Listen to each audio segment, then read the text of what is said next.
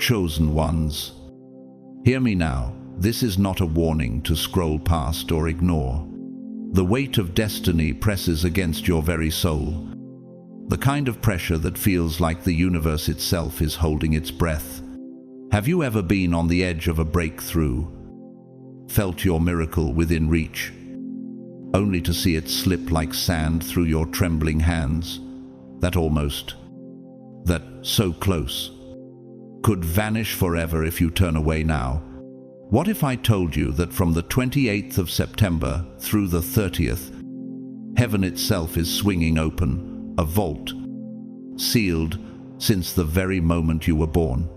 Behind these 3 divine gates lie the answers, the blessings, the miracles you've wept and labored for, the destiny God whispered over your sleepless nights, yet most will walk past, blind to the treasure waiting for them.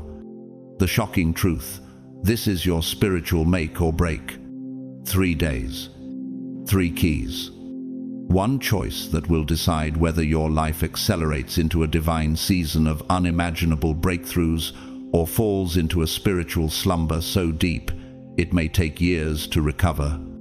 There is no in-between. There is no second chance if you sleep through these 72 hours. Comment 777 below if you're ready to align with heaven's timing and claim what's already yours. To everyone who has supported us through Super Thanks, thank you. Your faith fuels this mission, and your destiny is intertwined with every revelation shared here. Now, lean in, chosen one, because what comes next will stretch your understanding, ignite your faith, and may very well change the course of your life forever. God's chosen ones. Ignore the 28th of September, Arshadjo 30, and lose everything God planned for you.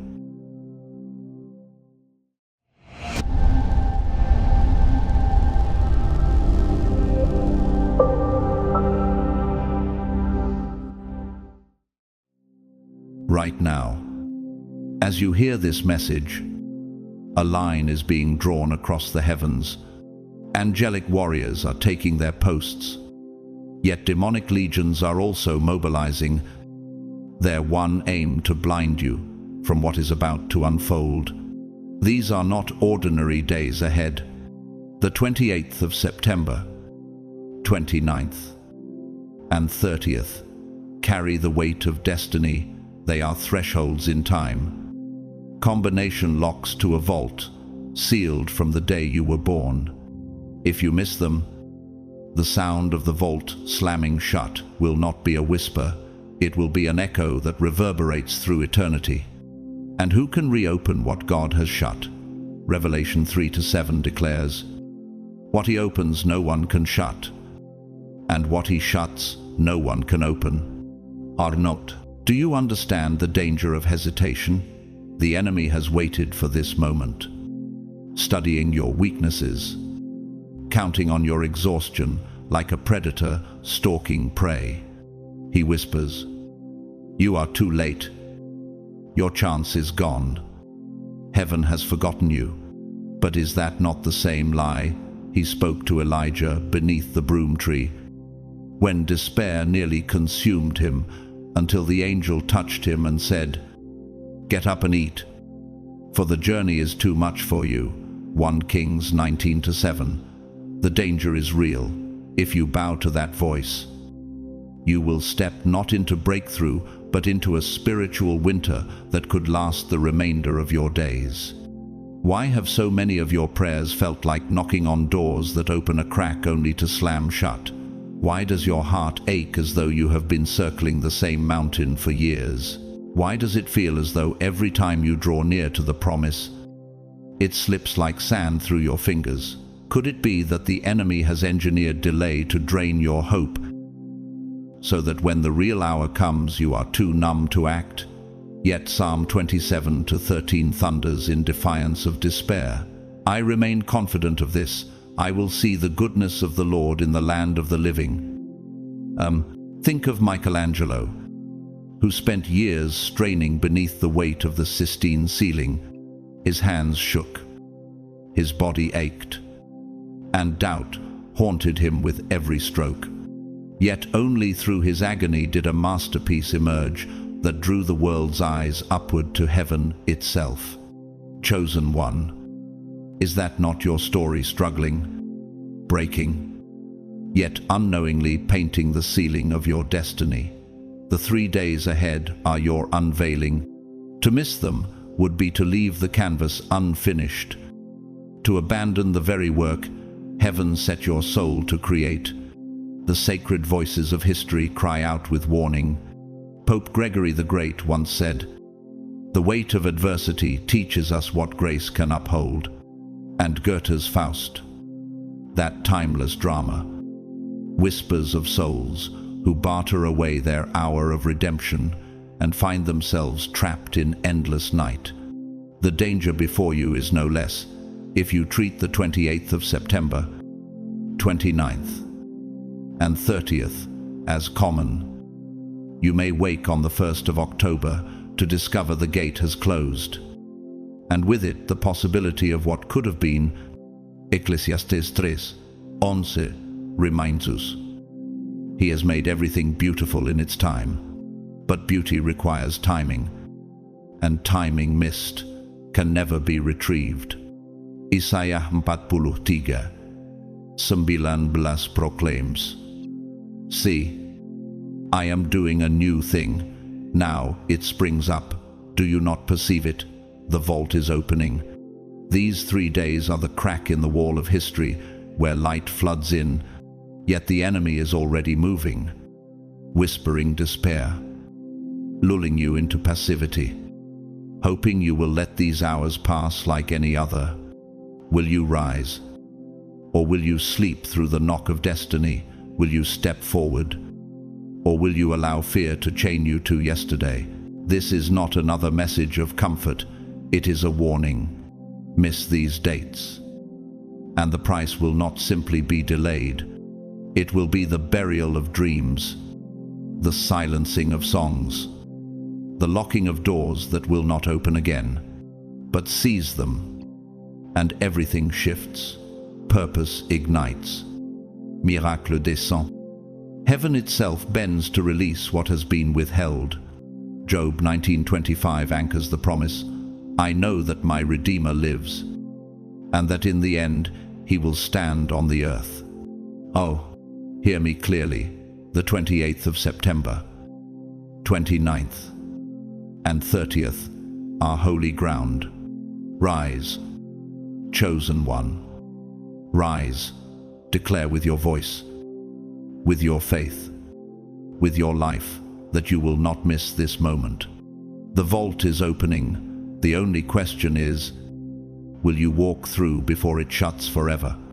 And slowly, like a shadow creeping across the horizon, doubt began to whisper in your chest. Perhaps you invented it all. Perhaps you were never chosen. Perhaps you were nothing but ordinary.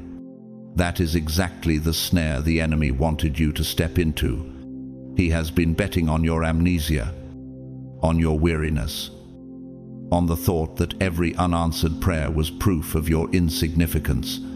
But every delay you endured, every disappointment that cracked your soul, every season when heaven seemed padlocked and your prayers returned like echoes in a tomb, none of it was meaningless. None of it was punishment. All of it was positioning for the hour that is now upon you. Your life has been a grand design, a cosmic tapestry woven over decades. Ecclesiastes 3:1 declares, "To everything there is a season, and a time to every purpose under heaven." What if all the heartbreaks were not accidents but chisels carving compassion into your being? What if every financial drought was training you to drink from God's endless well? What if every betrayal was heaven's way of unmasking false companions? And what if every slammed door was actually God's merciful hand, steering you away from cliffs disguised as open roads? Why does it feel that everything you suffered was preparing you for one decisive moment, These 3 dates, the 28th of September, 29th, and 30th, these are not just the dying days of summer, they are the king's checkmate on the board of time. After decades of preparation, the decisive move is about to strike. This is acceleration disguised as agony, breakthrough hidden in the cocoon of disappointment. Daniel 2:21 reminds us. He changes times and seasons, he deposes kings and raises up others. He gives wisdom to the wise and knowledge to the discerning. Could it be that this is the moment when heaven rearranges the board in your favor? Each of these 3 dates carries its own peril and promise. One is bait, an old pattern dressed in comfort, designed to feel safe, but destined to steal your crown. One is silence, so heavy, so deafening. You will feel as though God himself has stepped away. Yet it is the test of whether your faith can walk without crutches. And one is sealing the irreversible hour, when your response to the first 2 will either unlock the gate or bolt it shut forever. Does this not echo the haunting story of Saul, who once carried anointing, yet lost his crown because he mistook partial obedience for faithfulness? 1 Samuel 15:26 records Samuel's words, "You have rejected the word of the Lord, and the Lord has rejected you as king over Israel." Then the enemy knows what is coming. That is why your peace has been shredded, why depression has crept into your nights, why isolation has weighed on you like a millstone. Hell itself is trembling, because your breakthrough is not in the distance, it is at your door, breathing, pulsing, waiting for the moment you align with heaven's timing. Why do you think Jesus warned in Luke 12:40? You also must be ready, because the Son of Man will come at an hour when you do not expect him. Nature itself preaches this truth. The cicada buries itself underground, hidden in silence for 17 years, before emerging in one sudden chorus that shakes entire forests with sound. The desert rose lies dormant for seasons that seem lifeless, until one rare rainfall transforms it into a living flame of blossoms. Are you not like them, hidden, silent, overlooked until the one appointed moment of eruption?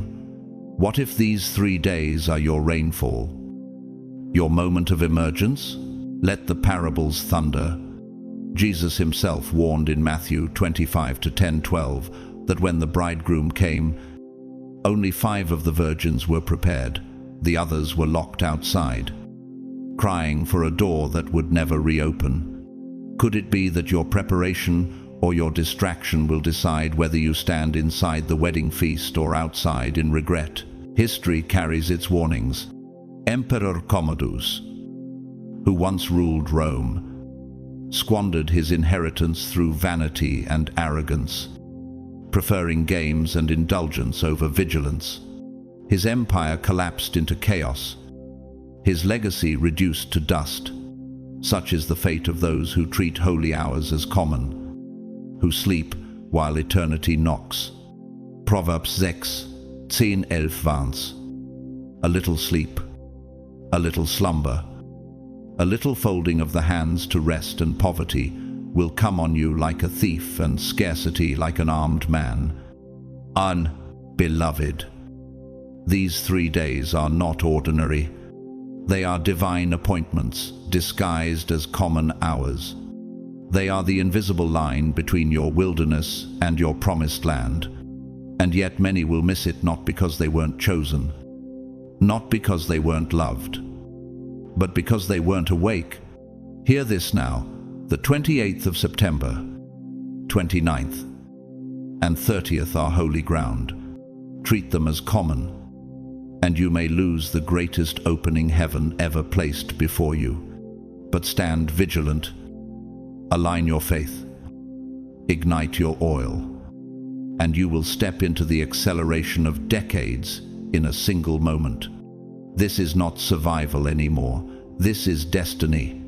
Rise, chosen one. Rise, shake off distraction. Silence the lies. Guard these days like treasure, for the vault of heaven is about to swing open. And the only question left is, will you step through? Right now, as these words reach into the deepest chambers of your heart, I sense a battle unfolding.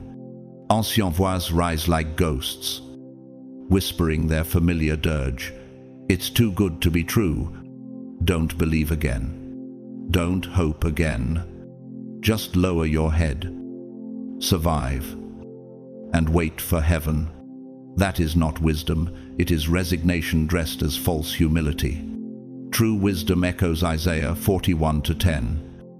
Do not fear, for I am with you. Do not be dismayed, for I am your God. I will strengthen you and help you. Why should you cower when the same God who split the Red Sea in one night still reigns?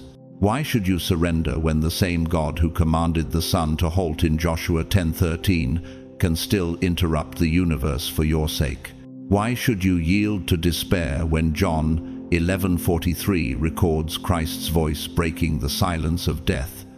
Lazarus, come out. The question is not whether he is able. The question is whether you will be available. Will you be aligned when he calls your name? Will your lamp still burn when the bridegroom arrives? Or will you be scrambling in darkness like the foolish virgins who found the door locked in Matthew 25:11-12? Why is it that so many cry for miracles yet are absent when the miracle arrives? Why do so many pray for open doors but faint in the waiting room? Why do hearts tremble as though heaven has lost its voice? Psychology tells us that trauma rewires the brain, conditioning us to flinch before hope. Yet your soul was never created to live on low-frequency despair. It was designed for resonance with heaven's vibration. Physics reveals that when two frequencies align perfectly, resonance multiplies their impact until glass shatters and bridges tremble. What if these 3 days, the 28th of September, 29th, 30th are the divine frequency waiting for your spirit to hum in tune? Think of architecture. A cathedral is not built in haste but through decades of chiseling. Arches calculated with precision. Domes balanced by counterweights, invisible to the eye. Your life has been under similar design. Psalm 127:1 says, "Unless the Lord builds the house, the builders labor in vain." Every heartbreak was a counterweight. Every delay, a scaffold. Every disappointment, a stone fitted into a larger design. Could it be that these 3 days are the keystone? The final arch that completes the vault over your destiny? A woman named Clara, a nurse in a forgotten rural town, once told her son, "Faith is like setting a table before the food comes. If you wait until you smell the meal, it's too late." She had buried her husband, struggled to raise 3 children on her own, yet she laid plates every night in faith that provision would arrive, and it always did. Her story whispers into yours. Will you set the table? Or will you leave it empty and watch the feast pass you by? Make no mistake. Chosen one, the 28th of September is not what it pretends to be. It is a counterfeit day, an imitation jewel crafted to lure you into distraction, like a false signal in radio science. It mimics the real frequency, but pulls you away from alignment. 2 Corinthians 11:14 warns us. Satan himself masquerades as an angel of light. The trap has been months in preparation, woven through your exhaustion, designed to snare you in comfort that robs you of calling. Will you recognize the difference between counterfeit and crown, or will you sleep through the hour when the king makes his move? The board is set. The chess pieces have been in motion for decades.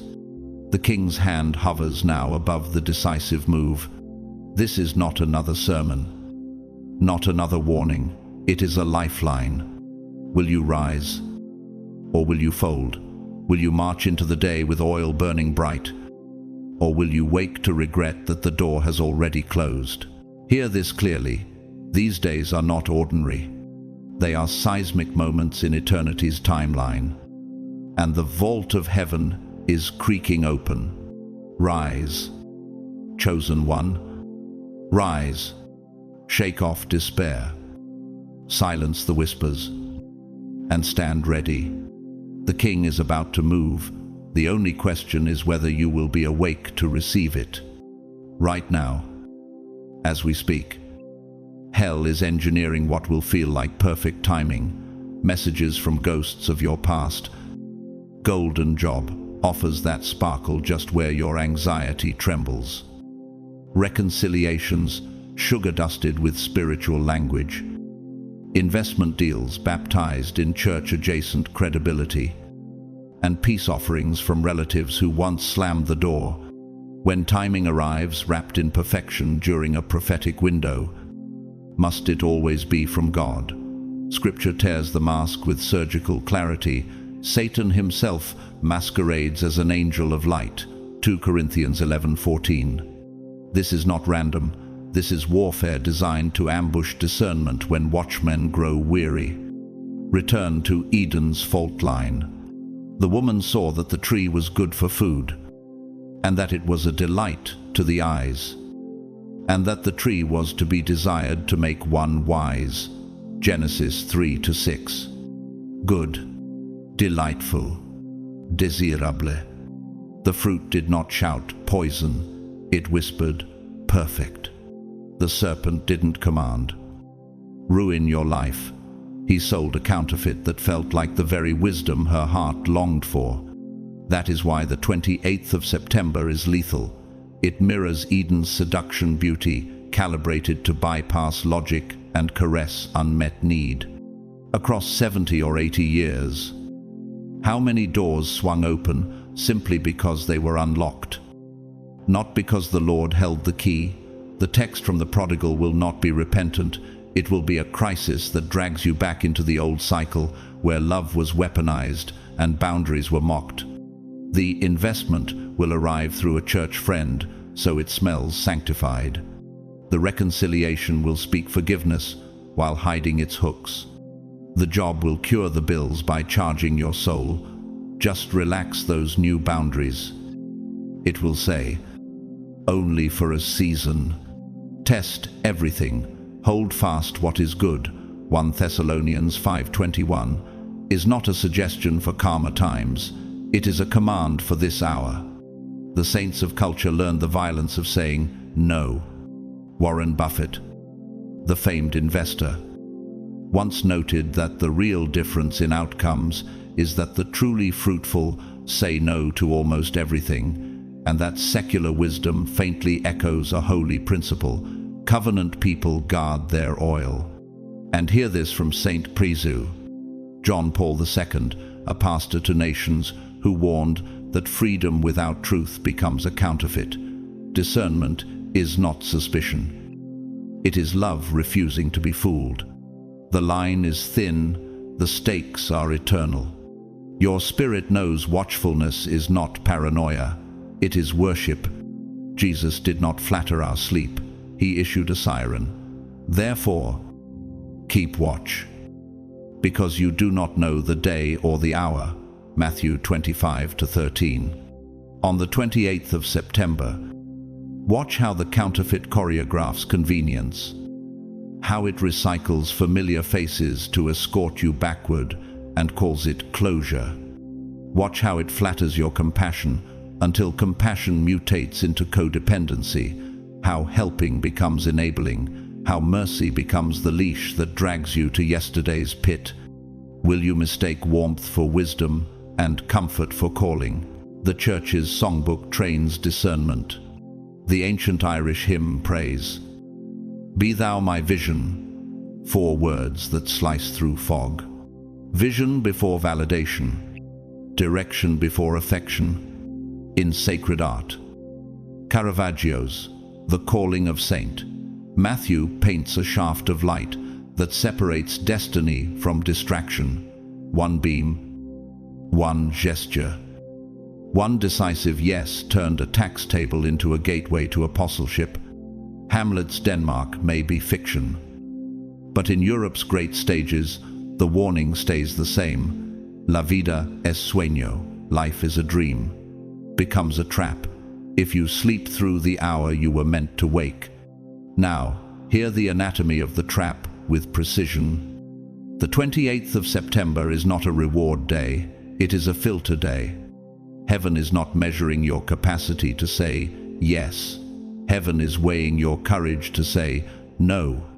The counterfeit will mirror your language, reflect your prayers, and harmonize with your history, all to smuggle yesterday into tomorrow. The enemy has studied your soft spots, the ache of loneliness, the ache of family, the ache of fixing what only God can heal. Guard the gate of your heart, because, above all else, guard your heart, for everything you do flows from it. Proverbs 4:23. On the 28th, when the counterfeit sings your name, will your spirit answer? If you've waited decades for vindication, remember, true breakthrough often walks in through unfamiliar doors. God rarely roots promise through the very hands that harmed you, and He rarely drapes new wine in the skins that already burst. The Spirit's guidance is not vague sentiment. It is a voice with address and direction. Your ears shall hear a word behind you, saying, "This is the way, walk in it."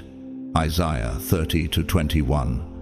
That whisper will not flatter your fears, it will confront them, and it will ask for a holy refusal where flattery demands a soft yes. Picture the grandmother who keeps rescuing a 45-year-old son who never repents love without boundaries, props up his pit and buries her destiny. Picture the grandfather who lends a sixth time to a cousin who never returns. The fifth mercy without wisdom becomes fuel for manipulation. Holiness is not naive, it is luminous. Discernment is not a cold heart, it is a guarded one. Boundaries do not betray compassion, they protect it for the assignments God actually gave you. So here is the line in the sand. Speak it into the air that has carried your old patterns. Lord, give me discernment. Let me see through every counterfeit. Let me hear your voice above every familiar whisper. Your words are not decorative, they are legislative. They set the atmosphere. They seal doors. They ordain refusals. If silence was your prison, sound is your jailbreak. Say it, stand in it, shut the gate, and mark this. The 28th is only the beginning. What folds on the 29th will test whether your no has roots or only petals. What dawns on the 30th will ask whether you can carry the yes that actually belongs to you. But the hinge is here. The filter is now. The king is near. The clock is loud. Rise, chosen one. Rise, guard your oil. Fix your eyes. Keep your watch. And pass the filter so you can recognize the real when it finally arrives. Dear chosen one, let these words pierce deeper than bone. Have you been sitting in silence, counting the months like stones in your pocket, wondering if heaven misplaced your address? Have you cried into pillows only to hear your voice ricochet back as if the sky were brass? And thought, has God forgotten me? You are not alone. And what I must reveal about the 29th of September will either shatter your doubt forever or expose why the silence has felt so unbearable. The 29th is not abandonment. The 29th is compression. When the archer pulls back the bowstring, the arrow does not rush forward, it retreats. The deeper the pull, the tighter the stretch. The greater the hidden force, it feels like a delay, but it is preparation. Psalm 18:19 proclaims, "He brought me out into a spacious place. He rescued me because he delighted in me." Does the arrow panic because it is pulled backward? Or does it trust the hand of the archer? That is your silence. Your backward stretch is God's hidden calculation for greater distance. Joseph knew this silence. At 17, heaven gave him dreams. For 13 years, he wore chains and sat in the shadows. Can you imagine the torment? Yet Genesis 41:14 declares that in a single day Pharaoh summoned him out of prison, and he became second only to the king of Egypt. 13 years of silence.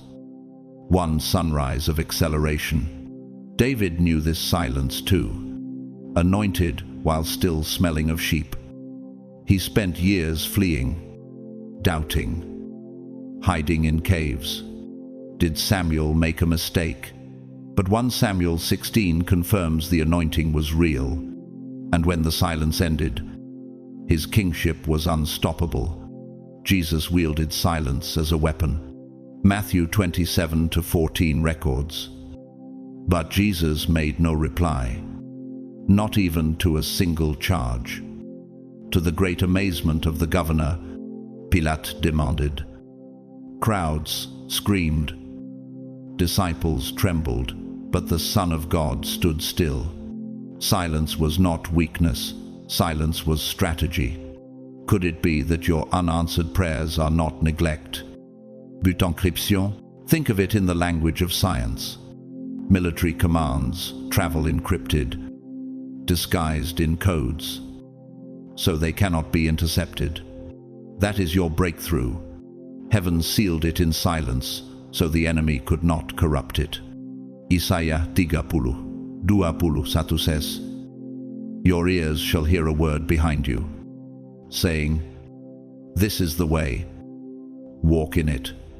Your silence is not abandonment, it is divine coding, waiting for God's appointed day to be decrypted. Nature shouts this pattern. The seed, buried in dark soil, looks lifeless, but inside, pressure splits its shell until new life erupts. The pearl begins as irritation trapped in darkness within an oyster, layer upon layer of pressure, crafting treasure. The silkworm, wrapped in its cocoon, appears finished, yet in silence it forges wings. Is that not your life right now, hidden, pressured, silent, yet carrying wings? History itself testifies. Take Richard III of England, a king who feared silence, paranoid. He filled every pause with plots and suspicion until his throne crumbled in blood at Bosworth Field. His downfall was not sudden, it was his inability to endure stillness, to trust strength beyond his own scheming. His crown rotted in his grasp because he mistook noise for power. The silence you despise may be the very womb of your crown. And yes, the womb is the darkest silence we ever know. A child waits in a world without light, hearing only muffled echoes, yet it is the safest place of all. Without that sacred silence, there would be no birth. John 16:21 explains it perfectly. A woman giving birth to a child has pain because her time has come, but when her baby is born, she forgets the anguish because of her joy. The 29th is your labor room. Your silence is not death, it is dilation. The enemy knows the truth of compression, which is why he whispers the lie of abandonment. He hisses, "If God loved you, he'd answer by now. If he had chosen you, he'd have opened the door, because he knows if you break in the silence, you abort your miracle." But hear me, your silence is not empty, it is pregnant. The pressure you feel is not punishment, it is purpose pressing to be born. The cosmos reveals the mystery, NASA calls it maximum dynamic pressure. The moment a rocket faces the most brutal resistance as it breaks the atmosphere, if it can endure that pressure, nothing can stop it from reaching orbit. You are in that moment now. The silence you hate is the atmosphere of your old life, resisting your ascent. But the 29th of September is the day you pierce that barrier. Why would God give Joseph 13 years of silence only to raise him in a single day? Why would David's anointing rest dormant in caves before it thundered on a throne? Why would Christ himself be silent before Pilate and yet roar in resurrection? Because silence is the final test before sound. Compression is the final stretch before flight. Hear this declaration. The 29th of September is not stagnation. It is ignition. It is not absence, it is encryption. It is not punishment, it is preparation. And the womb of your silence is about to give birth. Stand your ground. Guard your spirit. Declare with authority, I will not break in the stillness. I will not abort my miracle. I will endure until the heavens open. I rise. Chosen one, do not despise the silence. It is your launching pad, your labor room, your cocoon. And when the archer releases his hand, when the encryption is unlocked, when the rocket clears the atmosphere, nothing in hell or earth will be able to stop the arrow of your destiny. Chosen one. Let your voice ring with the authority of one who refuses to abort their miracle in the delivery room of silence. Because what is coming on the 30th demands a spirit refined in the furnace of quiet, hardened like diamond under pressure, tested until every fracture has been sealed. The countdown has not stalled. The clock has not failed. The timeline of heaven is not late. It is exact. Listen carefully, for what I must tell you about the 30th of September will either terrify you into holy action or haunt you for the rest of your days. You think it is just the end of summer, another date slipping off the calendar, the casual rhythm of children returning to school, another ordinary sunset marking another ordinary month. Wrong, dead wrong. The 30th of September is not a date. It is a cosmic courtroom. It is the place where the choices of the 28th and 29th are weighed, and the verdict is sealed in eternal ink. Scripture confirms this weight. Ecclesiastes 3:1 thunders. To everything there is a season, and a time to every purpose under heaven. And James 4:17 slices through excuses. To him that knoweth to do good, and doeth it not, to him it is sin. The silence of indecision is not neutral, it is guilty.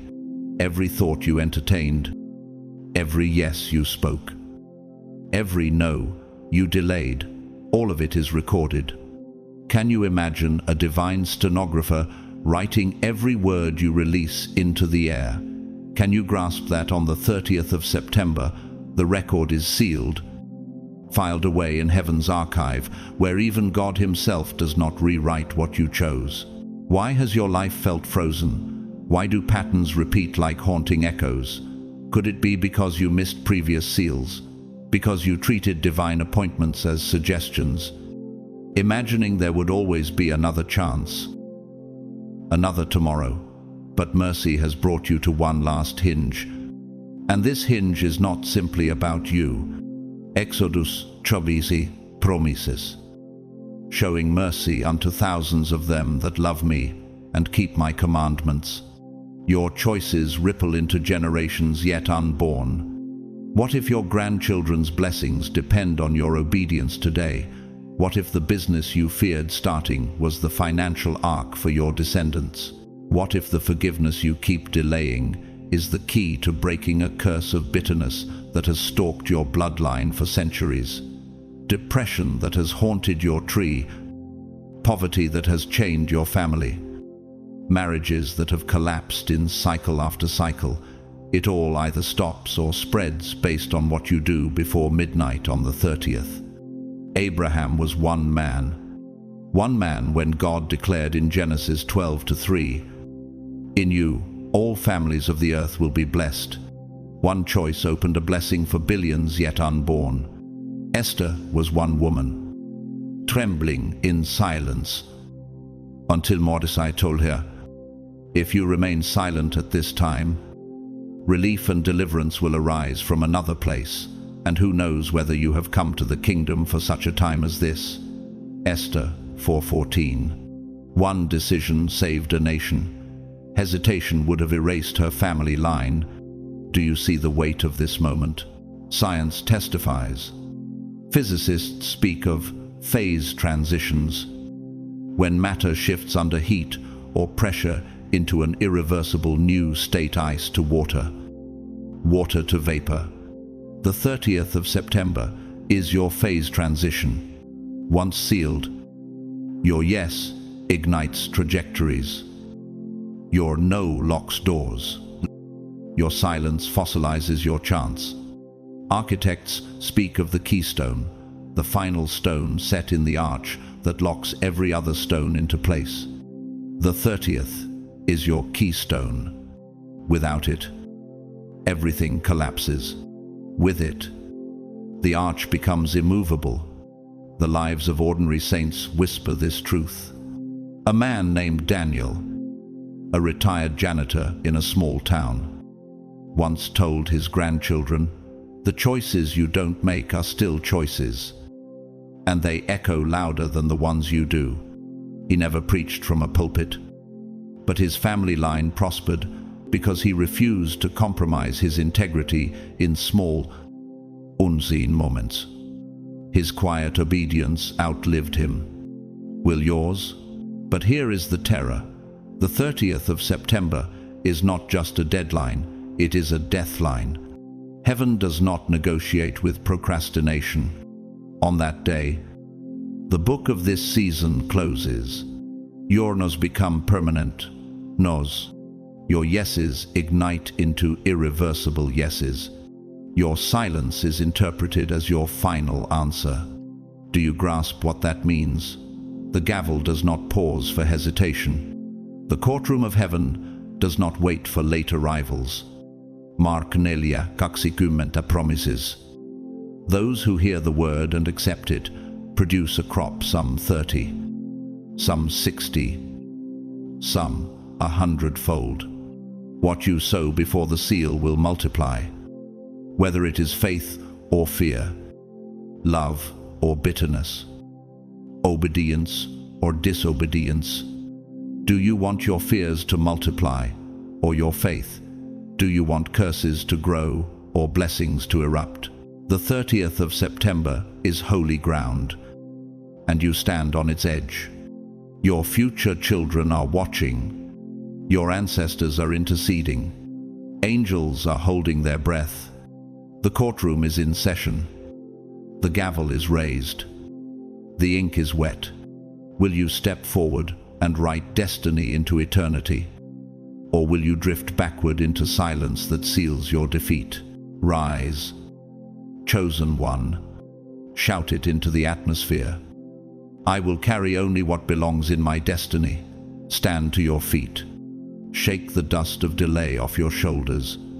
The 30th is not just the close of a month, it is the seal of a lifetime. The verdict is being written, the gate is about to shut, and eternity itself waits for your answer. What I am about to declare will shatter every comfortable assumption you've held about God's timing. This is not a sermon about just 3 days in September. It is a revelation about a prophetic pattern that reverberates across eternity. A divine architecture stretching into 2026 and beyond. Every choice you make in this narrow window of 72 hours will reverberate through your bloodline like sound waves echoing in a cathedral, shaking generations you will never meet. God does not operate on human calendars. He operates on cycles, and these 3 dates, the 28th of September, 29th, and 30th, are not random. They are the seal of a sequence that began the moment your spirit first cried, "Help me." Lord, Scripture itself testifies, Jesus did not rise on day 1, nor on day 2. He rose on the 3rd day.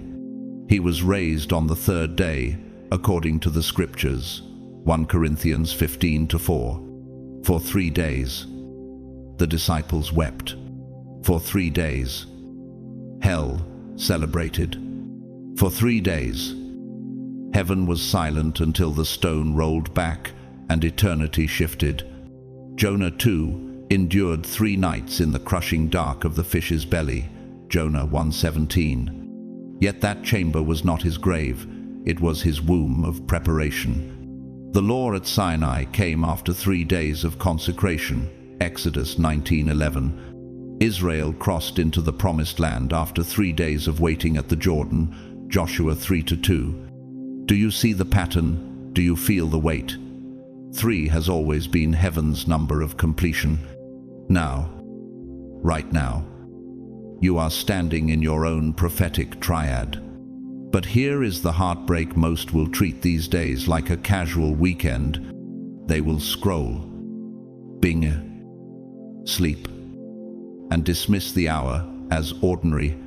They will wake on the 1st of October with a heaviness they cannot name, carrying the fog of missed destiny into another year.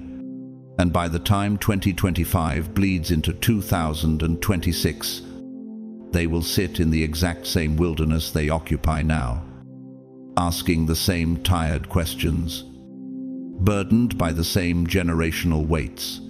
But you, chosen one, you are hearing this because heaven is still fighting for your obedience. Why has God tethered breakthrough to 3 days? Because 3 symbolizes the arc of transformation, compression, silence, and sealing.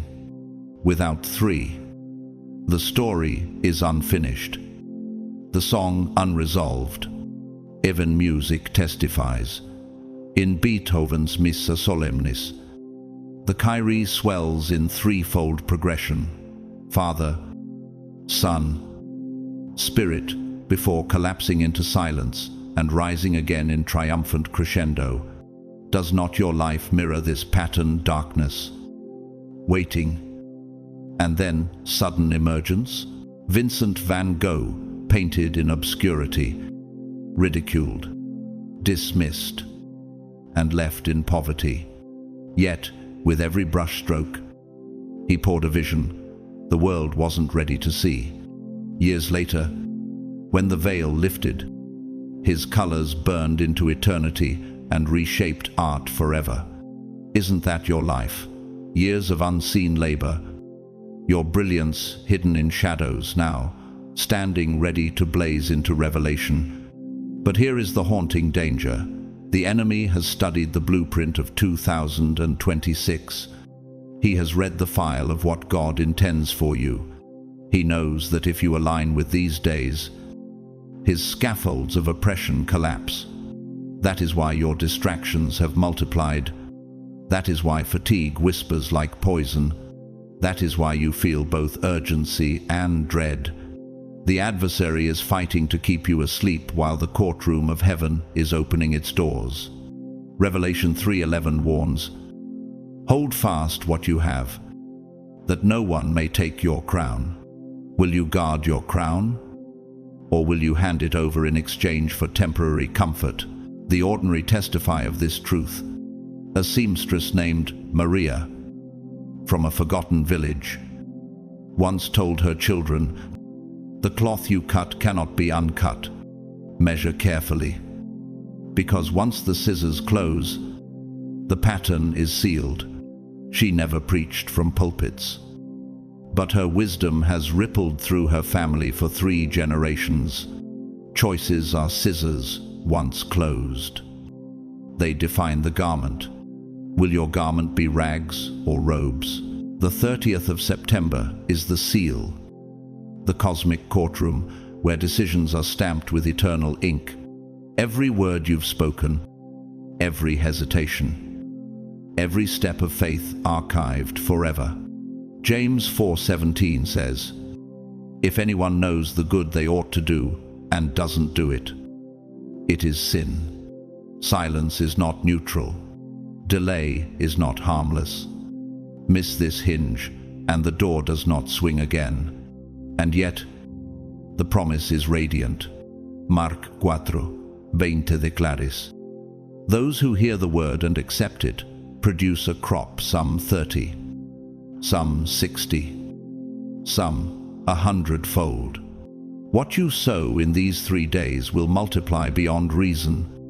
Fear, if sown, will metastasize, but faith, if planted, will roar with 100-fold fruit. Do you want curses to echo, or do you want blessings to thunder? Do you want your children to inherit chains, or to inherit crowns? Chosen one, the gate is opening, but the echo will outlast the hour. The seal is coming, and whether you step through or watch it shut, eternity will never forget your decision. Time cannot be rewound. The gavel is raised. The vault is trembling. Rise now. Declare it with fire in your lungs. I will not miss my sequence. I will carry only what belongs in my destiny. Dull, stand up. Shake the apathy off your bones. Heaven's cycle is spinning. The 3 days are upon you. Step through the gate or live in the echo, but do not say you were not warned. When God marks time with dates, the 28th of September, 29th, and 30th, He is not sprinkling blessings like loose coins on a table. He is orchestrating a sequence that reverberates through generations, a symphony of choices whose echoes will roll into years you will never see. Was the Red Sea only about the Israelites trembling on the shore? No. That single act of obedience, when Moses raised his staff, split not only the water, but also history itself. Exodus 14:2 records. Then Moses stretched out his hand over the sea, and all that night the Lord drove the sea back with a strong east wind and turned it into dry land.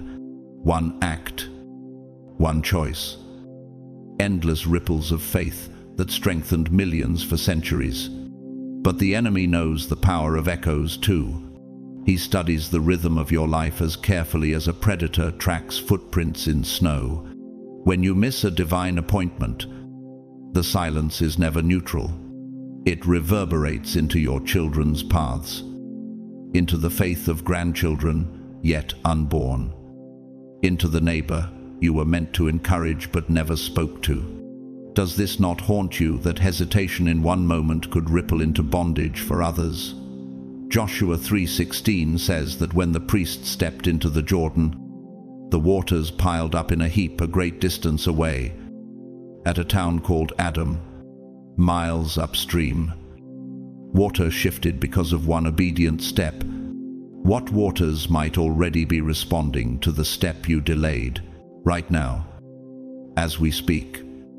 2 kinds of echoes are stretching across eternity. Those who dared to step through the gate, who said yes to what terrified them. Their echo sounds like a bell tolling across heaven, clear, resonant, unstoppable. But those who caved to comfort, who let fear drown out faith, their echo groans like doors creaking shut, like footsteps fading into regret. Which sound is rising from your spirit? Why does your chest feel the weight of that question even now? The parable of the virgins in Matthew 25 still chills the spirit. 10 were invited. 10 hot lamps. 10 expected the bridegroom, but only 5 carried enough oil. When the cry went out at midnight, the unprepared rushed in panic.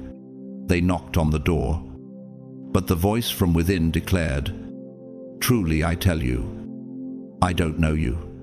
The celebration continued, but they were sealed out. The echo of that lost feast resounds to this day.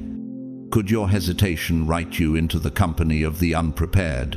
Yet here, grace breaks through, because while the echo of missed moments haunts, the echo of Christ's sacrifice thunders louder. The same Jesus who told Thomas in John 20:27, "Put your finger here, see my hands. Reach out your hand and put it into my side," is still speaking to you. Touch my faithfulness. His wounds echo redemption. His scars echo forgiveness. Grace does not erase echoes, it transforms them. Regret surrendered becomes testimony. Failure confessed becomes fragrance. Mourning becomes music. The arts have whispered this mystery. Handel's Messiah closes with the chorus, "Amen," a single word echoing in cascading layers until it swallows the silence. One word, multiplied, becomes eternity's song. So too with your choices, small words, quiet acts, multiplied into legacies. And hear this ordinary testimony. Rosa, a widow in a small town, once prayed over her meager bread before sharing it with her neighbor's hungry child. She thought it was nothing. Decades later, that child became a pastor who planted churches across nations. Her one hidden yes still echoes across continents. Isn't your life just as capable of planting echoes beyond sight? But beloved, if you let the 30th of September pass like dust, the river still flows, but it flows around you instead of through you. Opportunities you were meant to ride will sweep past and nourish others. You will watch others walk in the breakthrough once offered to you and whisper with trembling lips, "That could have been me." This is the hinge. This is the courtroom. The gate is sealed, but the echo remains. Rise now, chosen one. Shout into the unseen. I will create echoes of obedience, not whispers of regret. Your decisions will not only shape your September, they will thunder into 2025. 2026. And generations yet unborn. Do not hand silence to your descendants when God offers you a song. The question pressing on your soul is this: what kind of echo will your life create? Will it thunder like the echo of one who said yes when fear trembled in their bones? The echo of one who trusted when the path was invisible?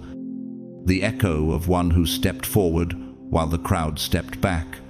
Or will it fade like the hollow echo of someone who almost, someone who might have, someone who carried excuses instead of courage?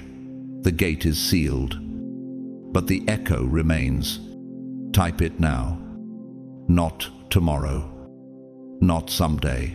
Lord, let my echo be holy. Speak it into the atmosphere, because your words are not air, they are frequencies.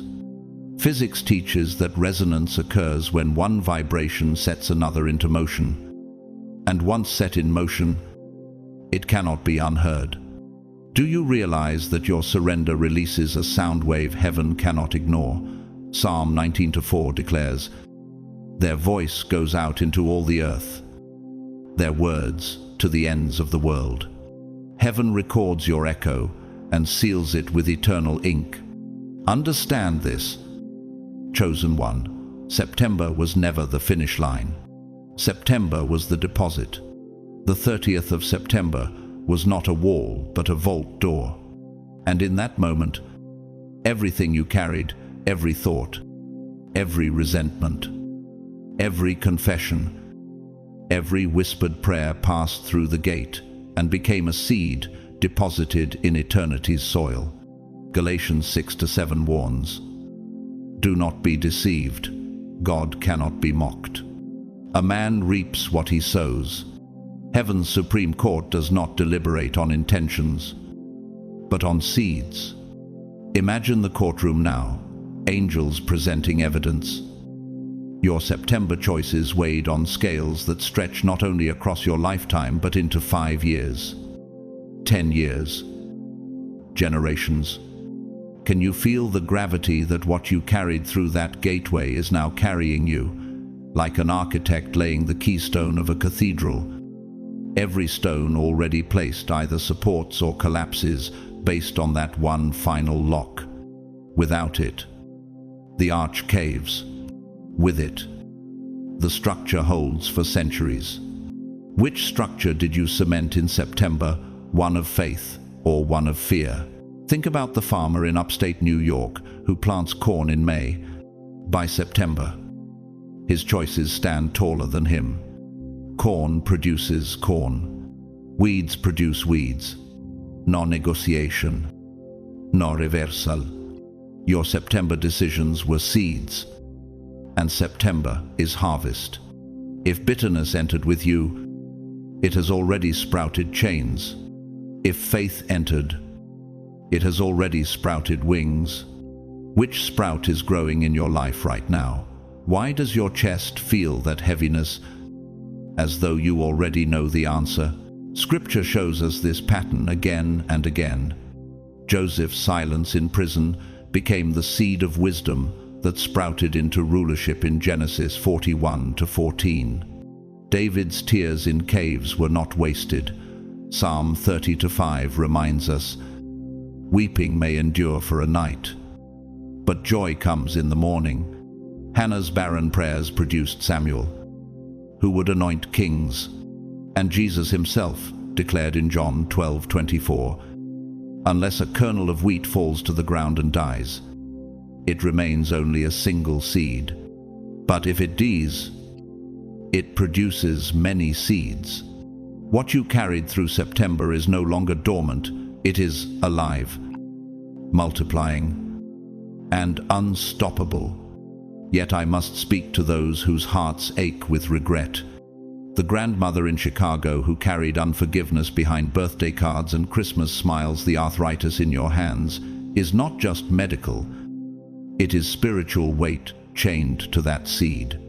The widower in Brooklyn who carried guilt like a coffin, you think it is depression, but it is the fruit of seeds never surrendered. The saint in Queens who carried doubt, you sit in pews but feel numb, as though God has turned away, when in reality it is the echo of your own disbelief rising back to you, and yet grace interrupts. Jesus stood before Thomas in John 20:27 and said, "Put your finger here, see my hands. Reach out your hand and put it into my side."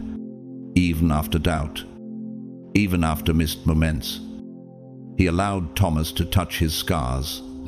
Your seeds may be sprouting weeds, but his cross still echoes redemption. Grace does not erase echoes. It transforms them, bitterness into testimony, guilt into freedom, doubt into unshakable faith. Ordinary lives prove it. A bus driver named Samuel in Detroit once told his granddaughter, "The routes you drive today become the maps your children follow tomorrow." He never wrote a book, never preached a sermon, but his simple faith and discipline carried his family into stability and blessing for generations. Isn't your life just as capable of shaping maps for those yet unborn? And do not forget, the spiritual atmosphere is accelerated right now. Seeds that normally take years to sprout are growing in weeks. Frequency has increased. Like the moment in a battlefield when the clashing stops for breath, silence itself is vibrating with consequence. This is the compression before the release, the resonance before the explosion. Which side of that resonance are you aligned with? This is not a restart. This is reckoning. September was the hinge, the Supreme Court session, the architectural keystone, the farmer's field, the frequency wave, What you carried is now carrying you. But you still have a choice.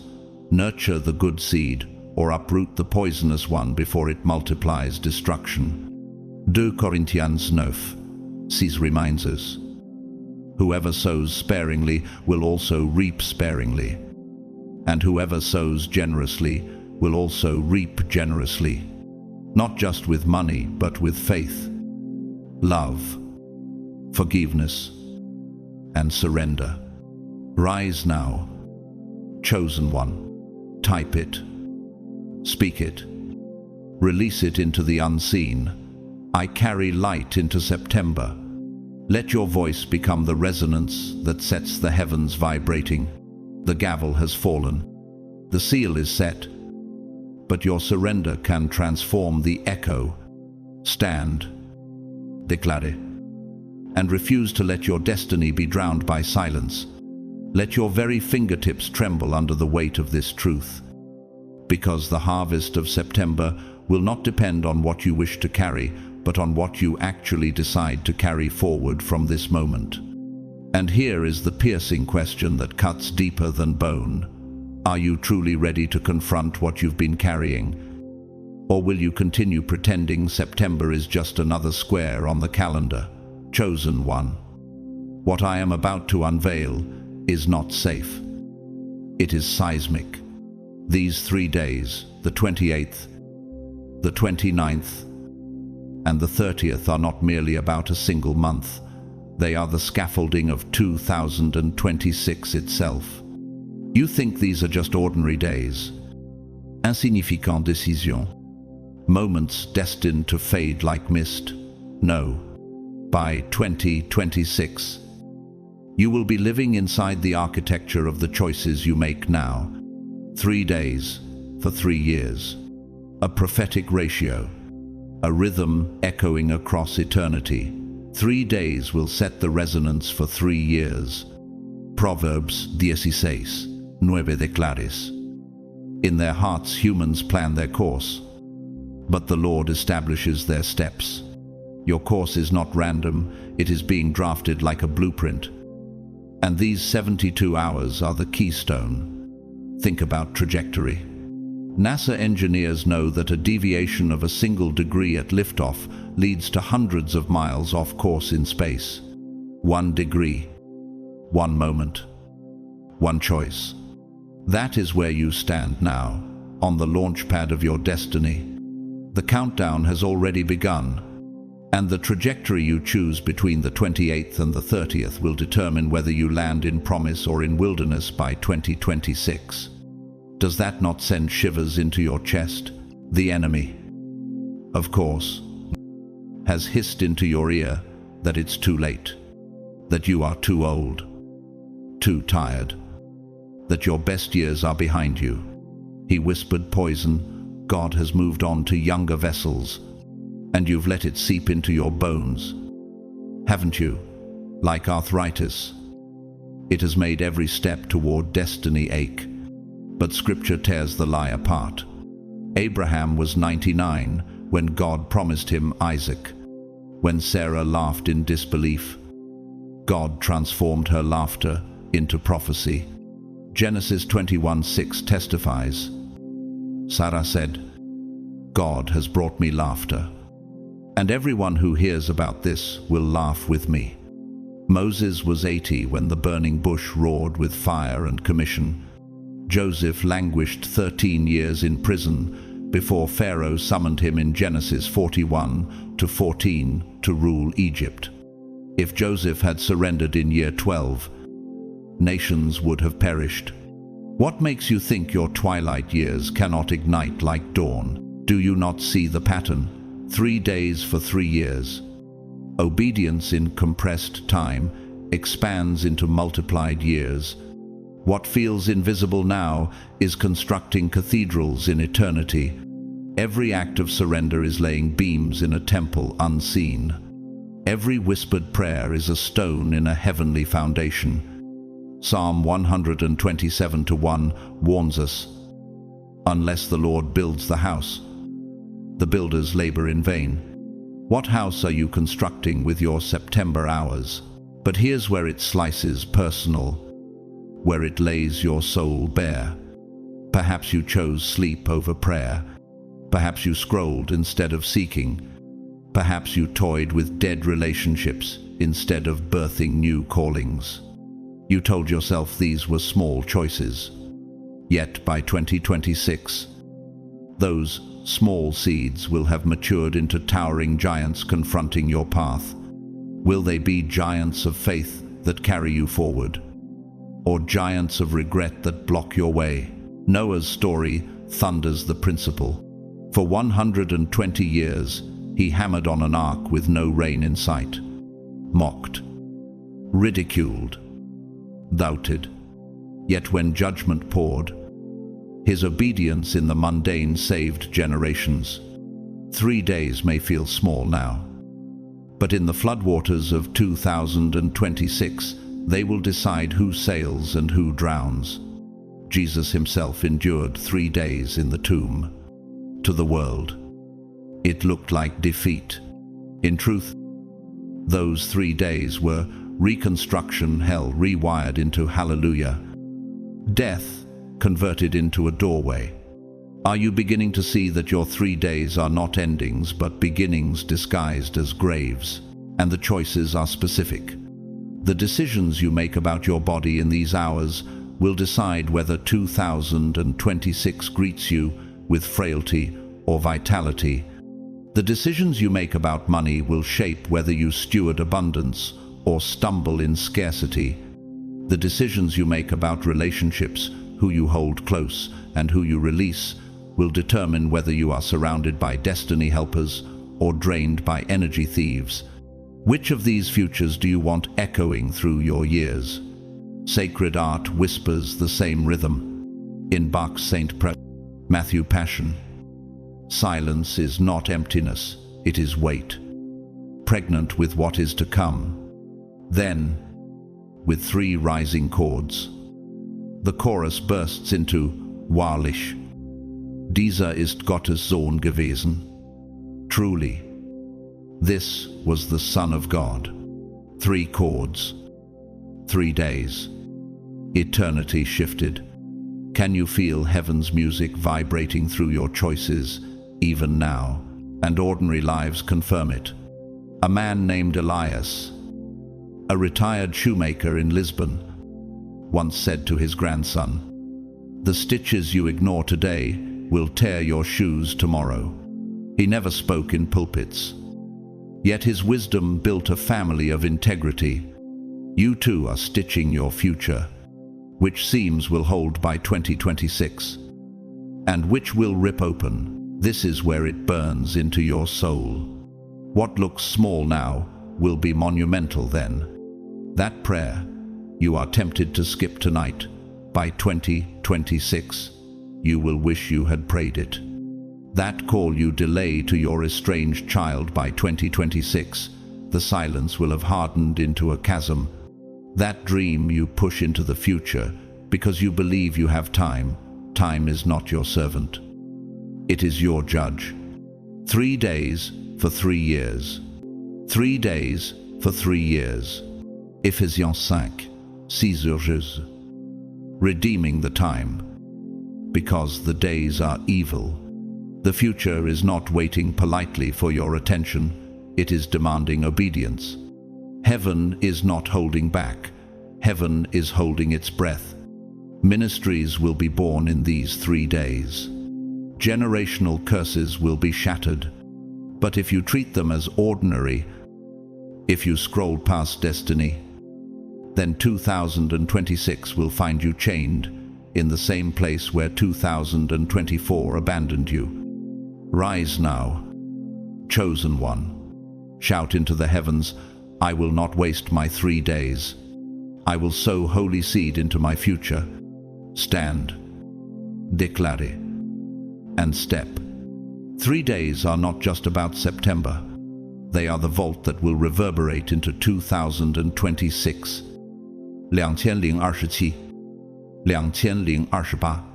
Do not let the architecture of your future be built on silence and delay. Stand, for heaven is waiting. The clock is burning, and the echo of your obedience will thunder for generations, older, more weary, carrying the same burdens, fighting battles that seem to replay like broken records, wondering why nothing ever changes. This is where many will stay unless they awaken now. Say it with every fiber of your being. My 2026 will be holy because my September is holy. And here is the piercing question that heaven hurls into your chest. Are you ready to build your ark before the rain? Or will you watch 2026 drown you in regrets? This is no small matter. Chosen one. What I am about to reveal will rip the mask off the most insidious trap the enemy has ever laid for the people of God. If you cannot recognize it, you risk losing everything you have prayed, waited, and prepared to receive. The seal of the 30th of September has already locked coordinates into place. Your trajectory has been written into heaven's archive. But at that very moment, hell began its counter-offensive, not with obvious temptations, not with blatant sin, but with the deadliest weapon of all, counterfeit blessings. October will not look like warfare. It will look like answered prayer. People you thought were gone forever will return with apologies dressed in humility. Opportunities will appear perfectly timed. Doors will swing wide that look too precise not to be divine. And your heart will ache to believe the breakthrough has finally arrived. But do you not see the chilling truth? The closer you approach your authentic miracle, the more flawless the devil's forgeries become. Scripture warns in 2 Corinthians 11:14, Satan himself masquerades as an angel of light. That means the counterfeit will not arrive in darkness but clothed in the very language of your prophecies. They will echo your prayer journals. Repeat the words, "You wept into pillows at 3 a.m." And they will knock on your door at the very moment your patience is thin and your hope feels brittle. Why does the counterfeit come so close to the original? Because the enemy knows what most believers forget, that the narrow space between sealing and manifestation is the most vulnerable stretch of the journey. Think of nature's cruel trick. The Venus flytrap does not chase insects with claws or venom.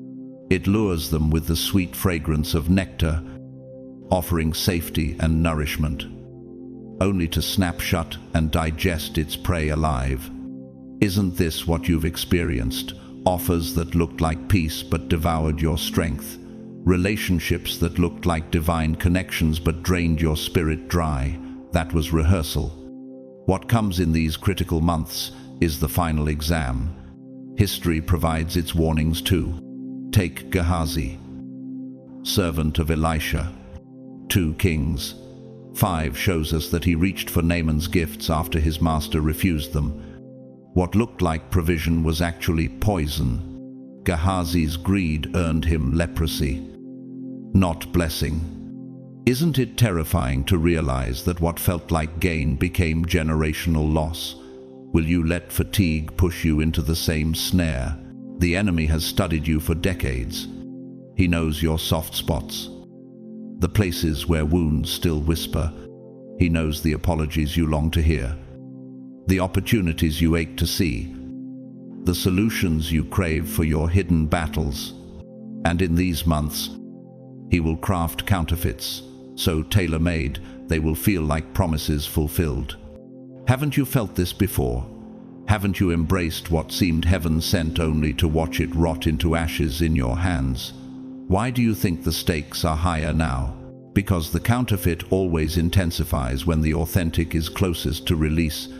Jeremiah 29:11 thunders against the lie. For I know the plans I have for you, declares the Lord. Plans to prosper you and not to harm you. Plans to give you hope and a future.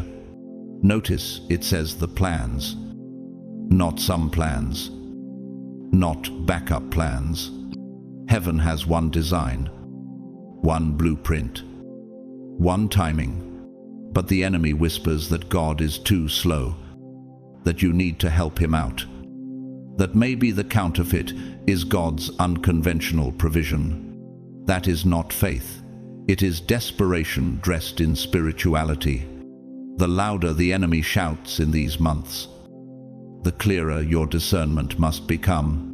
When everything starts moving at once, when solutions parade in front of you, that is not coincidence, it is confirmation. Confirmation that your authentic blessing is so close. Hell would rather hand you a substitute than let you receive the real crown. Will you settle for costume jewelry because the true diadem seemed slow to arrive? Will you trade eternal inheritance for momentary relief? Chosen one. Type it now. Declare it aloud. I will not trade my crown for counterfeit. Say it like the future of your family depends on it. Because it does. Heaven is waiting. Hell is plotting. And your echo will thunder for years to come. Reject the counterfeit. Embrace the authentic. Stand your ground and claim the destiny sealed with God's hand. Dear chosen one, brace yourself. What I must tell you will shake the marrow of your bones. The urgent message about the 28th, the 29th, and the 30th of September is not what you thought it was. For decades, 70, 80, even 90 years, you've been conditioned to think that when God warns, it means wrath, that his voice signals disappointment, that his attention exposes your failures. But that, beloved, is one of the cruelest lies the enemy ever whispered into human ears. God's warning is not a courtroom verdict, it is a love letter. Hebrews 12:6 reminds us, because the Lord disciplines the one he loves, and he chastens everyone he accepts as his son. He does not warn to abandon. He warns because he plans to deliver. Let this truth resound in you. Every divine alarm is paired with an exit strategy. Think of Noah. Genesis 6:13 records God saying, I am going to put an end to all people. But what followed? Instructions for the ark. The blueprint for salvation. The warning came not as a death sentence, but as preparation for survival. Noah was not called to drown, he was called to rise. That is your story now. This message finding you is not punishment. It is architectural preparation. God is drafting the framework of an ark around your life. Ask yourself this: how many times in your own journey have you mistaken his warning for condemnation? Remember the night in 1987 when your spirit whispered that the relationship you clung to was corroding your soul. You thought he was harsh, but he was protective. Remember the morning in 2003 when a fierce tug in your chest said, "Do not sign that contract." You called it interference, but it was divine defense. Every warning has been a lighthouse, piercing storms to guide ships home. Isaiah 30:21 declares. Whether you turn to the right or to the left, your ears will hear a voice behind you, saying, "This is the way, walk in it." How many times did you confuse that voice with rejection when it was an invitation? Think deeper. A lighthouse is never built on calm shores. It is built where storms rage most violently. That tower of light is not a symbol of doom, but of guidance. Why else would God place this warning in your path right now? Interrupting your living room, your car ride, your restless night, because he intends to shield you. The fact that your spirit stirs at these words proves the signal is reaching you. Dead batteries don't pick up frequency. Empty wells don't echo. If you feel this vibration inside your chest, that is heaven's broadcast, cutting through static. But why then do so many ignore the signal? How many warnings have you dismissed because you assumed they were criticism? How many divine detours have you interpreted as disruptions instead of directions? Israel wandered 40 years in a wilderness that should have been an 11-day journey, not because God was vindictive, but because they misread his voice. Deuteronomy 8:2 explains it clearly. Remember how the Lord your God led you all the way in the wilderness these 40 years, to humble and test you in order to know what was in your heart. God wasn't angry. He was preparing them, but their misinterpretation cost them time, years, even generations. Science gives us another lens to understand this. In physics, resonance is when two frequencies align so perfectly they amplify each other. God's warnings are frequencies. If you tune your heart correctly, they don't crush you, they strengthen you. But if you resist, you create interference, distortion, static that prolongs the journey.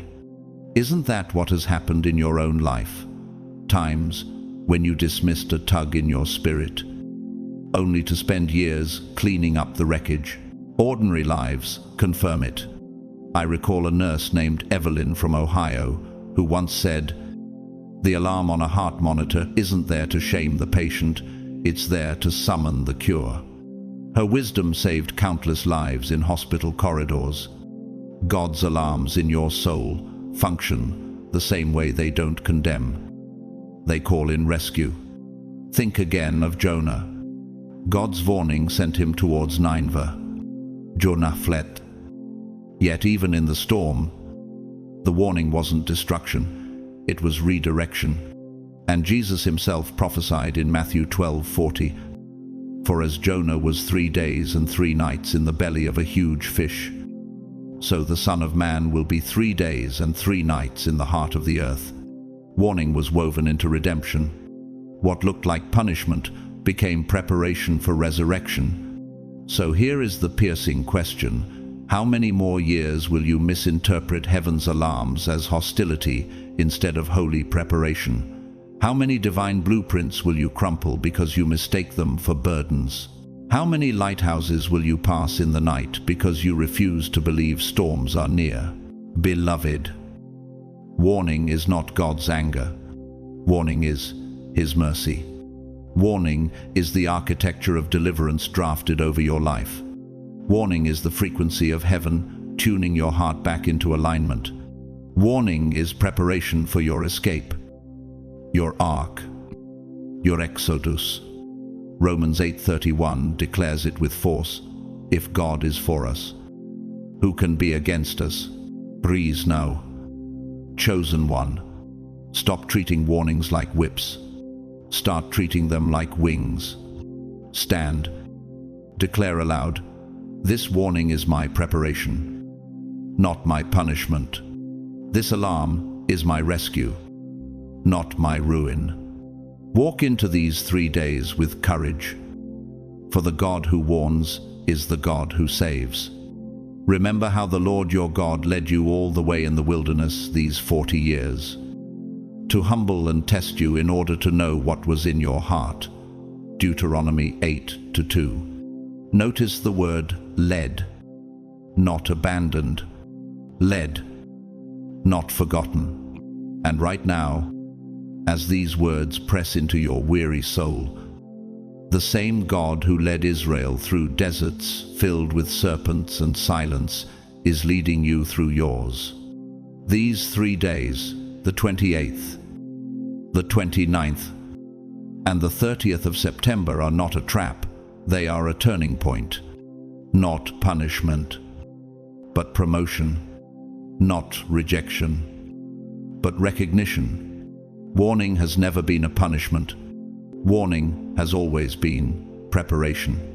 And if preparation is before you now, then destiny itself must be standing at your door, waiting for your yes. Here is the truth that will split your heart wide open with hope. The fact that you are still listening, not just hearing with your ears, but receiving with your spirit, is undeniable proof that you are chosen. Heaven would not summon what it does not intend to crown. Why would God waste his breath on empty vessels? Why would he thunder warnings into your life if he planned to discard you? John 10:27 says, "My sheep hear my voice, and I know them, and they follow me." The very fact that you hear him now proves you are still marked for inheritance. And if you are marked for inheritance, then you are marked for transformation that no earthly power can cancel. This warning is heaven's way of whispering, "I see you. I know you're tired. I know the burden has bent your back for decades. I know you've wondered if your name is still remembered. But I'm still speaking. I'm still calling. I'm still preparing for victory." Does a lighthouse condemn the storm? No, it shines brighter as the waves rise higher. And now, as September rolls in like a tsunami, the Almighty is not standing with gavel in hand, but as beacon, guide, and architect of your exodus. Isaiah 61:1 promises, "Do not fear, for I am with you. Do not be dismayed, for I am your God." That means the God who spoke galaxies into place is still charting the map of your tomorrow with precision and love. So whisper it now, aloud, "Lord, thank you for warning me." Say it until it pierces doubt. Say it until it burns into your bones. Because the warning itself will not destroy you. Chosen one. Ignoring it will, and you were never born to ignore. You were born to inherit. But inheritance is not infinite. It has an expiration date. And that date is closer than you imagine. The whisper you release into the air today will echo as a verdict in eternity tomorrow. What I am about to share will cut sharper than any sermon you've heard in decades. This has never just been about you. It never was. When God looks at the 28th, the 29th, and the 30th, he sees a generational crossroad. He sees your great-grandmother's whispered midnight prayers colliding with your present. He sees your unborn grandchildren's destiny waiting to be written. He sees bloodlines hanging in balance. Exodus 2:6 declares, showing mercy to thousands, to those who love me and keep my commandments. Generational blessings or generational curses are being weighed in these 72 hours. And every choice you make now will ripple into centuries you will never live to see but will eternally shape. Each morning when you face the mirror, you aren't only seeing your reflection, you're seeing the carrier of centuries of hope. Your DNA holds not only your mother's eyes and your father's stubborn chin, it carries their tears, their songs, their unrealized dreams, banking interest in heaven until someone bold enough dares to make the withdrawal. Haven't you felt that fire in your chest? As if generations are pushing you forward. Their longing is pressing against the walls of your spirit, begging you not to waste what they planted in secret. Maybe your grandfather bent his back in a factory for 40 years, praying for a future he never lived to see. Maybe your grandmother knelt until her knees grew calloused, asking heaven to break the grip of poverty, addiction, and despair from her lineage. Those prayers did not die with them. They became deposits in heaven's treasury. Revelation 5-8 paints the image. Golden bowls full of incense, the prayers of the saints still rising. Could it be that your very breath right now is funded by prayers you never heard? And if their tears are still alive before the throne, then your obedience is the key that will finally cash their deposit. Voices from history echo this truth. Mother Teresa once said, "Prayer is not asking. Prayer is putting oneself in the hands of God." Every warning is exactly that, God's hand, steering you away from ruin. And in Mozart's Great Mass in C minor, the plea of Sanctus rises like an earthquake in harmony. proving that holy interruptions are not condemnations, but invitations to step into eternity's rhythm. If music can still echo centuries later, how much more will your obedience echo generations into the future? But here's the terrifying reality. If you miss this window, if you let comfort, distraction, or spiritual lethargy rob you of these 3 days, the cost will not be yours alone. Just as Israel's unbelief condemned an entire generation to graves in the desert, your hesitation can ripple into your bloodline. Galatians 6-7 still warns with precision. Do not be deceived. God cannot be mocked. A man reaps what he sows. If you do nothing, you are still sowing, and that seed will still grow. The question is, what harvest will it bring? So I must ask you, how many more years will your family tree bend under the weight of battles you were chosen to break? How many more unborn children will inherit scars because you refused to inherit crowns? How many more generations must beg for what God is offering you now? Romans 13:11 declares, "The hour has already come for you to wake up from your slumber. And if not now, when? If not you, who? The hourglass of heaven is nearly empty, and the weight of eternity is resting on your next breath. Do not mistake this urgency. Warning is not God's fury, it is His frequency. A heavenly resonance aligning your heart with His blueprint. And the question is not whether He is still speaking, but whether you will stand up and respond. Precious chosen one, rise. Stop treating warnings like whips and start treating them like wings. Declare it. I will not miss my window. I will not waste my warning. I will inherit my crown. Heaven is watching. Generations are waiting. Rise. Because your 3 days are not punishment.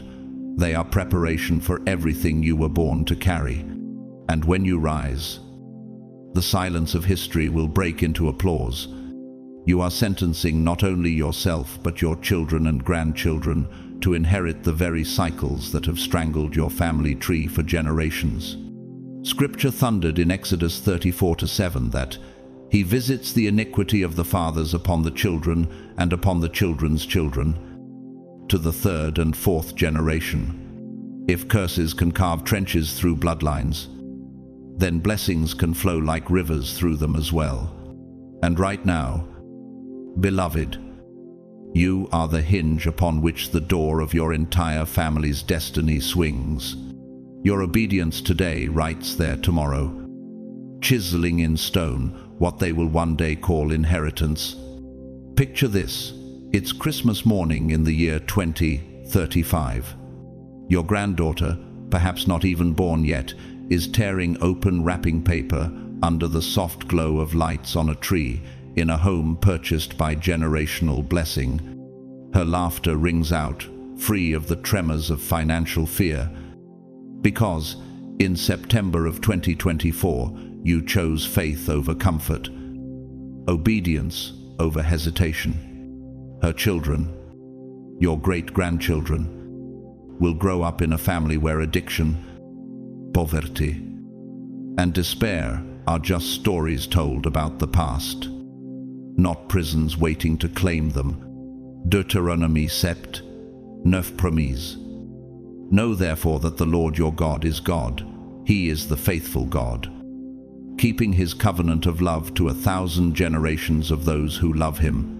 If blessings endure to 1,000 generations, then your yes today is a covenant echo that may still be speaking when the earth itself has changed. But imagine the darker mirror.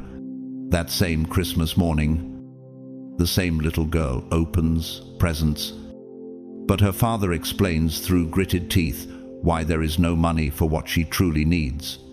She learns lessons of lack just as you did, just as your parents did, just as theirs before them. The cycle continues because someone who held the power to end it chose safety over sacrifice. Isn't it chilling to think that the chains that bind her tiny hands were forged in your hesitation? This is why Joshua declared in Joshua 24-15, "As for me and my house, we will serve the Lord." Someone in every generation must draw the line, must slay the giants so that children never have to face them. Nature itself screams this truth. When a tree grows twisted because of a wound at its root, every branch carries that distortion upward. But when a gardener intervenes, cutting, binding, reshaping the next season, produces straighter limbs. Isn't that the very role you are called to play in your bloodline? To become the gardener who interrupts the deformity of curses so that new branches grow straight. If vines can be trained, if rivers can be redirected, then why not destinies? History offers its villains as warnings. Think of King Jeroboam, who erected golden calves to keep Israel away from Jerusalem. His rebellion was not just his own, it poisoned his dynasty. And Scripture says in 1 Kings 13:34 that this thing became sin to the house of Jeroboam, so as to cut it off and destroy it from the face of the earth. His children paid for altars he never should have built. Do you see it? One man's compromise became his family's collapse. How many altars of compromise still stand in your life, waiting either to be torn down or to destroy what comes after you? Malachi 4, say prophesies. And he shall turn the heart of the fathers to the children, and the heart of the children to their fathers, lest I come and smite the earth with a curse. Right now, God is searching for one in every family who will stand in that breach and declare, "The curse ends with me." The poverty mindset dies here. The spirit of defeat will not reach my children. But declarations alone are not enough. They require decisions. And decisions have deadlines. Your obedience today writes their tomorrow. And heaven is recording every word, every choice, every delay. Here is the devastating truth. Every day you delay, every excuse you entertain, every hesitation you permit, is not just echoing in your life, it is reverberating down corridors of time into decades. You will never see. The decisions of September will echo in their laughter, in their tears, in their victories, in their defeats. What you choose, they inherit. Isn't that enough to make you tremble? Isn't that enough to make you rise?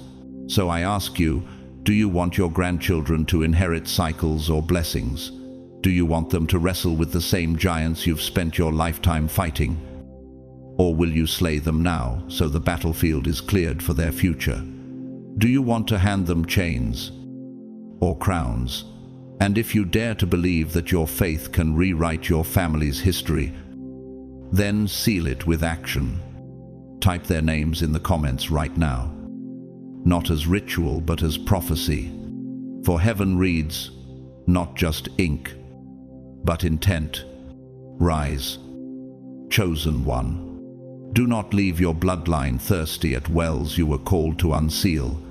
Do not let fear write their story when faith could carve a different ending. Stand now, because your obedience today is the foundation of their tomorrow. Your children, your grandchildren, even the ones not yet born, are standing invisibly behind you right now. Type their names and declare, I seal their future with obedience. Because the tree you are today determines the fruit they will taste tomorrow. And the 28th, the 29th, and the 30th of September are the blueprint days, when God is asking you to choose what kind of tree your lineage will rest under. Jeremiah 17:8 describes the righteous as a tree planted by the waters, that spreadeth out her roots by the river. That is the vision of you rooted, unshakable, carrying sustenance for generations yet unborn. But choosing to break generational cycles requires more than good intentions. It requires understanding that you are stepping onto a battlefield that has been drawn up long before you ever knew your name. And the enemy has been preparing for these 3 days longer than you can imagine. He has studied the weak points of your family like a strategist preparing for war. He knows where poverty slipped in, where bitterness built altars, where shame dug trenches. Yet here comes your opportunity, chosen one, to dismantle those fortresses. Think of Nehemiah, who rebuilt Jerusalem's walls stone by stone, despite mockers trying to halt him. Nehemiah 4:17 says, "Those who carried materials did their work with one hand and held a weapon in the other." Isn't that a picture of you now called to build and to battle in the same moment? Will you rise and place your hand on heaven's blueprint? Or will you leave the cracks unmended for your children to stumble through? Beloved, as we reach the end of this sacred encounter, carry 3 eternal truths like jewels pressed against your heart. First, the 28th, 29th, and 30th are not arbitrary dates. They are divine appointments with destiny. Psalm 139:16 whispers that all the days ordained for me were written in your book before one of them came to be. That means these days were etched into eternity before your first cry, the breakthrough you prayed for, the healing your grandmother begged for, the provision your grandfather died believing for it all, converges here. And if heaven has scheduled it, then no earthly delay and no demonic plot can erase it. Only your disobedience can. Second, your obedience in this prophetic window doesn't just rewrite your own story, it rewrites the entire narrative of your bloodline. Malachi 4:6 declared, "He shall turn the heart of the fathers to the children, and the heart of the children to their fathers." Every secret prayer whispered in the midnight hours by those who came before you, every hidden tear that watered the ground, every unfulfilled dream buried under their tombstones through your eyes, God intends to resurrect them into living testimony. What if your surrender today becomes the chapter they longed to write but never could? What if your obedience is the bridge that delivers their hopes into your children's hands? And third, the enemy's greatest fear is not your failure, it is your awakening. Why do you think hell has fought you so fiercely? Why depression chased you? Why doors slammed? Why betrayals cut so deeply? Because hell knows what happens when a chosen one finally realizes who they are. Judges 6:12 says, "The angel greeted Gideon with, 'The Lord is with you, mighty warrior.'" Gideon didn't feel like a warrior, he felt like the weakest. But the moment he embraced that word, nations shifted. Isn't that the very battle you're in, deciding whether you'll accept the enemy's lie that you're weak, or heaven's declaration that you are chosen? Science testifies to this truth. In physics, resonance occurs when a system begins to vibrate at its highest natural frequency. A small push, at the right moment, can cause a bridge to sway or glass to shatter. Spiritually, your obedience in these 3 days is that push. It sets your bloodline vibrating at heaven's frequency, causing chains that resisted for decades to finally break. And architecture speaks the same. One keystone at the center of an arch determines whether the whole structure stands or collapses. You are that keystone for your family. Remove your obedience, and the arch crumbles. Secure it, and generations walk safely beneath. And don't think this is only about prophets and kings. Ordinary people carry extraordinary weight. I once met a retired seamstress from Ohio who told me how she had spent 40 years praying over every garment she stitched. asking God to cover children she would never meet. At her funeral, testimonies flooded in from people she never knew, students, pastors, mothers who said those clothes marked turning points in their lives. One hidden woman became a generational pivot. If her hidden obedience echoed through decades, what could yours do with heaven's spotlight shining on these 3 days? So I must ask you, and let this question burn until it shakes your excuses apart. When the 30th of September closes and eternity seals its record, will you be found as the one who honored the moment? Or will you stand before your grandchildren's eyes unable to say, "I answered when heaven called"? Revelation 3-8 reminds you, "I have set before you an open door, and no one can shut it." But doors don't stay open forever. They demand a step. Now, rise. Chosen one. Don't treat warnings as whips. Treat them as wings. Don't dismiss this urgency as emotion. It is divine orchestration. Declare it now. I will not miss my window. I will not waste my warning. I will inherit my crown. Stand, for heaven is watching. Hell is trembling, and generations are waiting for your yes. Chosen one. This is the hour when everything shifts. The 28th of September. Arshadjo. And 30 are not just marks on a calendar, they are the gates of destiny. The vault where heaven's plans meet your obedience. Ignore them, and you risk losing everything God designed for you. Embrace them, and you step into a future that echoes for generations. Now, I need to hear from you. In the comments below, share what God spoke to your heart today. Don't hold back. Your testimony could be the spark that ignites someone else's courage to finally step into their own breakthrough. If you're walking through something heavy, ask this community to pray. We are not just viewers. We are a family bound together in intercession. And if this word stirred something deep in your spirit, don't keep it to yourself.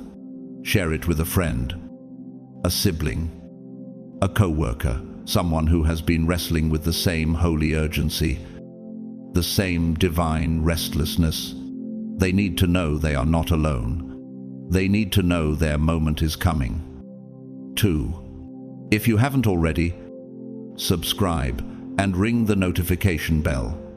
Each week, we gather here not just for content, but for awakening, for equipping, for empowerment.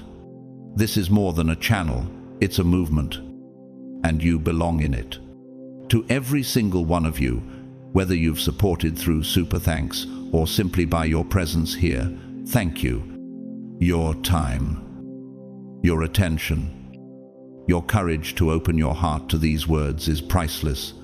You've proven today that you are not just hearers, but doers of the word. The vault is opening. Your moment has arrived. And when the pages of history are written, may these 3 days be remembered as the moment heaven collided with your story and nothing was ever the same again. Until we meet again, walk as who you are chosen, beloved, and destined for breakthrough. May God bless you abundantly. Strengthen your steps, guard your family, and crown your obedience with eternal reward. The 28th of September awaits. Mighty warrior, step boldly.